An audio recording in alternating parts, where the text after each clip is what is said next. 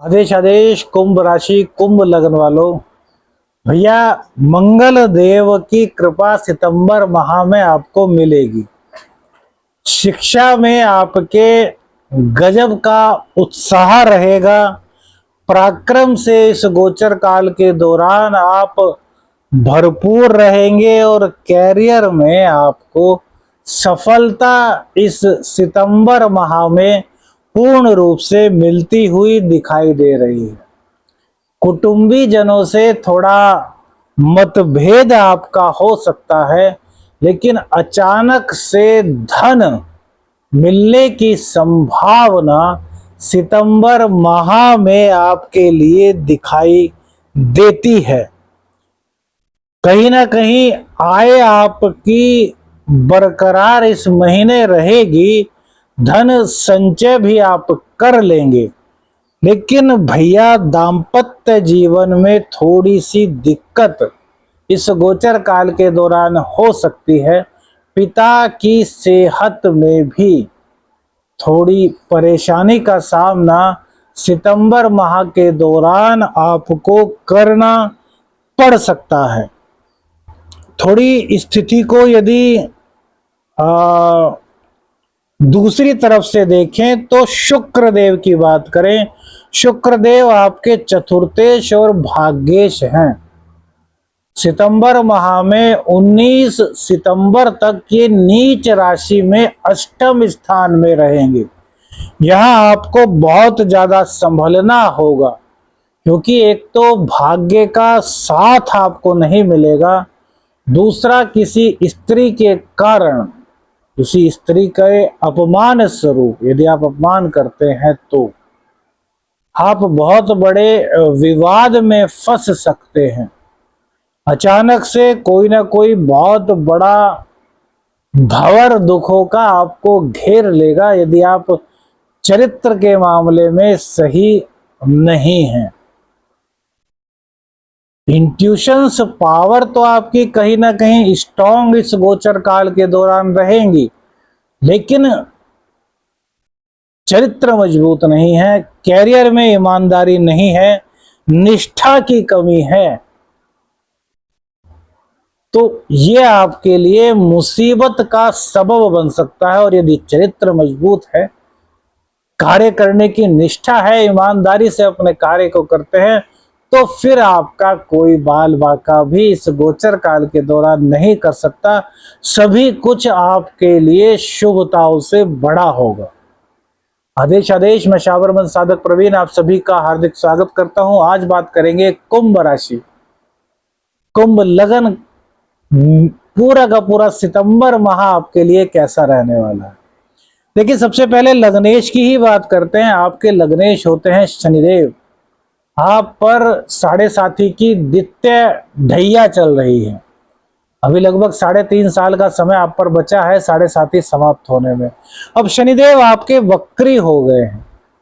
लग्न में ही शनिदेव अपनी मूल त्रिकोण राशि में वक्री हो गए हैं। तो कहीं ना कहीं एक तो आपको विदेश से कहीं कोई जॉब का ऑफर इस गोचर काल के दौरान आ सकता है। धन में भी ये थोड़ी राहत आपको अब इस गोचर काल के दौरान प्रदान करेंगे, अर्थात धन की व्यवस्था भी आपकी कहीं ना कहीं होती रहेगी। शनिदेव की दृष्टि 3rd हाउस पर होने से पराक्रमी आप बने रहेंगे। पराक्रम आपका शनिदेव की साढ़े साथी के कारण टूटेगा तो, लेकिन आप फिर से ऊर्जा से भरपूर हो जाएंगे, क्योंकि शनिदेव की 3rd दृष्टि मंगल देव की राशि पर है, आपके 3rd हाउस पर है, जहां पर कि शनिदेव की दृष्टि बहुत ही कारकत्व मानी जाती है ज्योतिष मर्मज्ञों के अनुसार। शनिदेव की 7वीं दृष्टि आपके 7वें भाव पर पड़ेगी, तो यहाँ दाम्पत्य जीवन में थोड़ी कलह, दाम्पत्य जीवन में मनमुटाव, दाम्पत्य जीवन में थोड़ा अलगाव की स्थिति आ सकती है। वहीं पिता का स्वास्थ्य थोड़ा खराब हो सकता है। पिता के स्वास्थ्य को लेकर के थोड़ी परेशानी हो सकती है। शनिदेव की 10वीं दृष्टि आपके कैरियर हाउस पर पड़ेगी, तो वहां पर शनि कुछ ना कुछ विच्छेद करने का कार्य तो करेंगे। हो सकता है आपका ट्रांसफर कराएं, हो सकता है एक नौकरी से दूसरी नौकरी में आपको जाना पड़े, लेकिन कैरियर के मामले में मंगल देव की शुभ अवस्था होने के कारण आपको यहाँ कैरियर के मामले में किसी प्रकार की कोई चिंता करने की आवश्यकता नहीं है। हनुमान जी का सुंदरकांड मंगल और शनिवार में करते रहिए, आपके जीवन के कष्ट धीरे धीरे करके दूर होते रहेंगे। राहु देव आपके सेकंड हाउस में विराजमान है, तो सेकंड हाउस में विराजमान राहु कुटुंबी जनों से थोड़ा आपको दूर करेंगे। हो सकता है मनमुटाव हो, कुछ मतभेद हो जाए, लेकिन अचानक से धन आपको राहु देव यहाँ बैठ करके दिलाएंगे। वाणी आपकी थोड़ी सी कड़वी हो सकती है, थोड़ा शातिराना अंदाज आपकी वाणी में हो सकता है, तो हम कहेंगे कि आपको अपनी वाणी को नाप तोल करके ही बाहर निकालना है, जिससे कि किसी दूसरे को आपके कारण हर्ट ना हो। शनिदेव की राहु देव की 5वीं दृष्टि 6ठे भाव पर पड़ने से बहुत अच्छा रहने वाला है। रोग रिपु ऋण की ये छुट्टी करेंगे। 7वीं दृष्टि नीच के शुक्र पर पड़ेगी, वो भी शुक्र के गोचर में बताएंगे। उसके बाद इनकी जो 9वीं दृष्टि है वो आपके कैरियर पर पड़ेगी।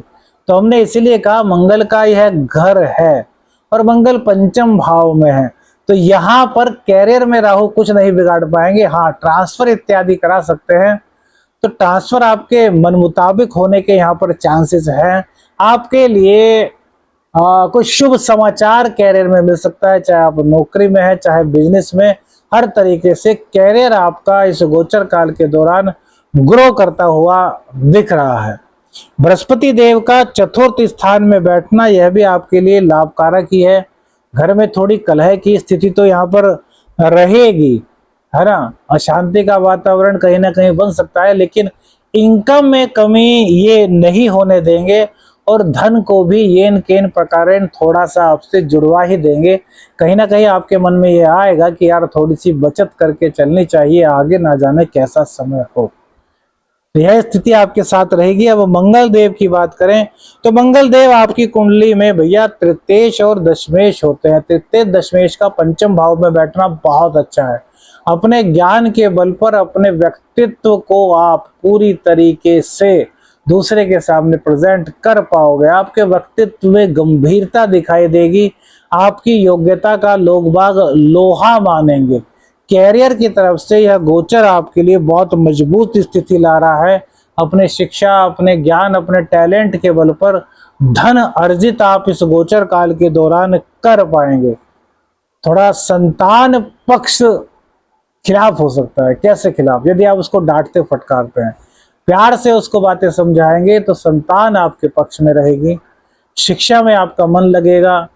शिक्षार्थी हैं तो उनके लिए गोचर बहुत ही अच्छा है।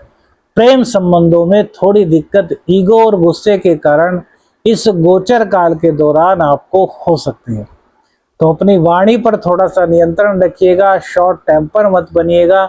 अपने ऊपर थोड़ा सा, अपने गुस्से पर थोड़ा सा काबू करने की कोशिश कीजिए। जानते हैं 7.5 में आपको तोड़ा हुआ है, लेकिन भैया जो टूटा हुआ है वो और टूट जाए तो फिर जीवन कैसे व्यतीत करें।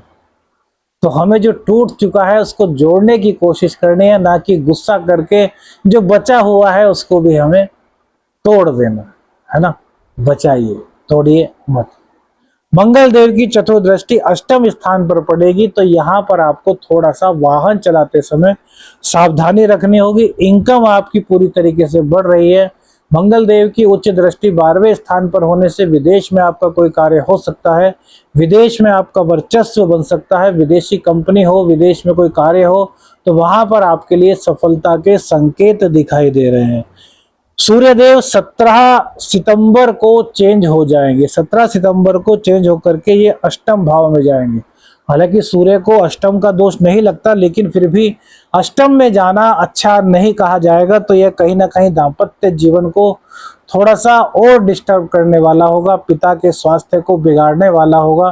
पैतृक संपत्ति यदि मिलनी है तो उसमें थोड़ी सी परेशानियां 17 अक्टूबर तक आएंगी। उसके बाद आपके लिए यह सब चीजें धीरे धीरे करके नॉर्मल होती चली जाएंगी, लेकिन सूर्य के गोचर काल के दौरान आपको थोड़ा सा सतर्क रहना होगा।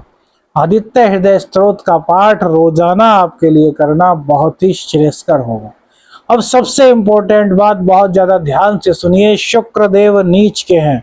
शुक्रदेव आपके भाग्येश हैं और आपके चतुर्थेश हैं। चतुर्थेश और भाग्येश नीच के होकर के अष्टम स्थान में जा रहे हैं, तो भाग्य का साथ नहीं मिलेगा। घर में कलह रहेगी, घर का सुख शायद आपको प्राप्त हो पाए, और किसी गलती से जाने में अनजाने में आपसे किसी लेडीज का, किसी लड़की का अपमान हो जाता है, तो यह विवाद बहुत तूल पकड़ सकता है और आप चारों तरफ से दुखों के, विवादों के बवंडर में घिर सकते हैं भैया। बहुत सावधान रहना है। मंगल की दृष्टि भी शुक्र पर है, राहु की दृष्टि भी शुक्र पर है। चरित्र में यदि थोड़ी भी आपके कमी है तो वो बड़ी लापरवाही आपकी उजागर हो सकती है, आपका बहुत बड़ा नुकसान हो सकता है यदि चरित्र के मामले में आप कमजोर इस गोचर काल के दौरान रहने वाले हैं। 19 सितंबर तक शुक्रदेव नीच राशि में रहेंगे। यहाँ पर आपको हर मामले में सोच सोच कर, फूक फूक कर के कदम रखना है। भूल से भी कोई भूल ना हो, इस तरीके से आपको अलर्ट रहना है। उसके बाद स्थितियां सुधर जाएंगी। 19 सितंबर के बाद सूर्यदेव अपनी ही राशि में, तुला राशि में आ जाएंगे, तब भाग्य का आपको साथ मिलेगा। घर की कलह दूर होगी, घर में सुख का वातावरण आएगा, धार्मिक यात्रा होगी। लेकिन उससे पहले यदि विवादों में घिर गए तो फिर भैया ये सुख नहीं भोग पाएंगे।